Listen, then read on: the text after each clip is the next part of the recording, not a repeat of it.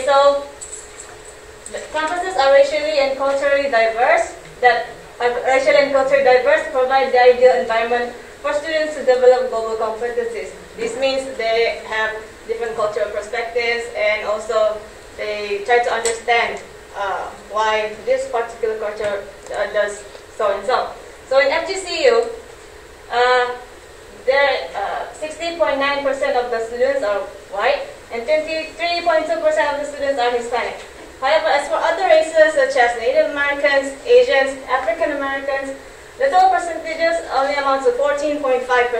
So that means it's quite low. How I can implement this in my classroom is that since my teaching interest is to integrate civic education into language learning, so usually in Malaysia, because we are exam-oriented still, we focus more on the lessons inside the classroom. But for PBL, the students can go outside of the classroom and be with the community, engage with the community on certain issues. For example, maybe I will give a topic on flood, because maybe that area is popular with flooding.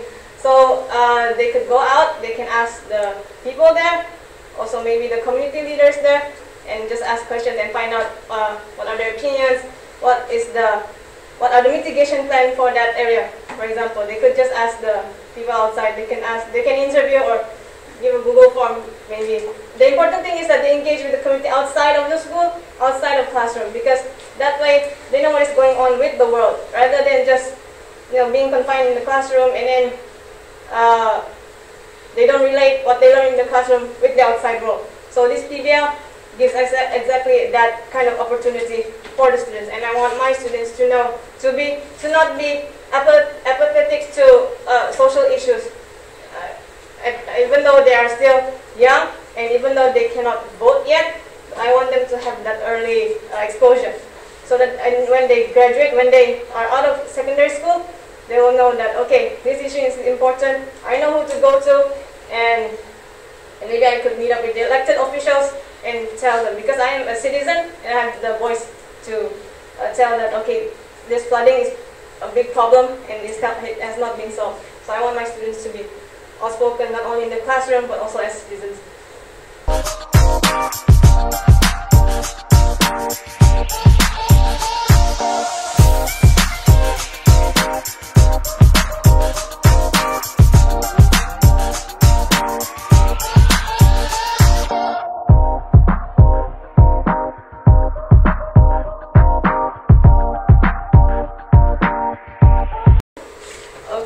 So actually this is a lesson that I have done back in 2017, and when I read about Eisner, it reminded me so much of what I did back then. Okay, so like what the previous group said, it taps into the Howard Gardner's multiple intelligence theory, which is correct, which is we utilize one of the intelligences, which is visual intelligence. Is that it?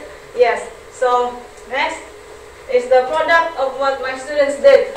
So yeah, so it is based on the story, based on the brief synopsis that I gave them, and this was what they came up with. So through that, not only they read the brief synopsis, but also they are able to transfer that information, the information that they read to visuals, to comics maybe.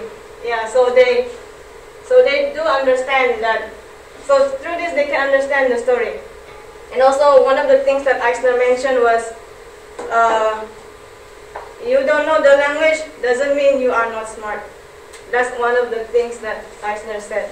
So that reminded me so much of my students, and it has proven that, yeah, they can understand. Just provide them with the materials that they need to learn.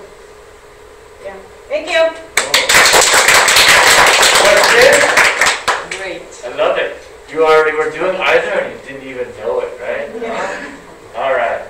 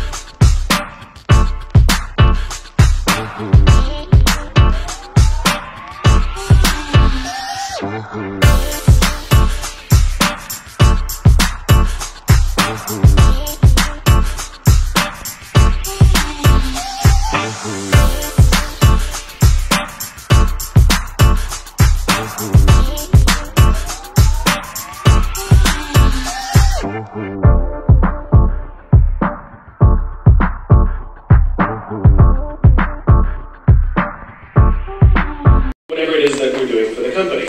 And then they expect us to go be good at our jobs. And that's what we do. We work very hard. And if you're good at your job, they'll promote you. And at some point, you'll get promoted to a position where we're now responsible for the people who do the job we used to do, but nobody shows us how to do that.